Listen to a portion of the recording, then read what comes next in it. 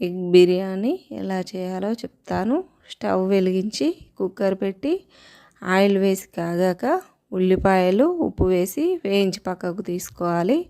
అదే ఆయిల్లో ఉల్లిపాయలు, పచ్చిమిర్చి, మసాలా దినుసులు, టమాటాలు వేసి కాసేపు మగ్గాక అల్లం, కారం, పసుపు, పెరుగు, ధనియాల పొడి, మసాలా, ఉప్పు, కడిగి నానబెట్టిన బాస్మతి బియ్యం వేసి వాటర్ పోసి పుదీనా, కొత్తిమీర, ముందుగా వేయించిన ఉల్లిపాయలు వేసి విజిల్ పెట్టాలి. మరో కడాయిలో ఆయిల్ వేసి ఉడికించిన ఎగ్స్, ఉప్పు, పసుపు, ధనియాల పొడి, కారం వేసి ఫ్రై చేసుకోవాలి.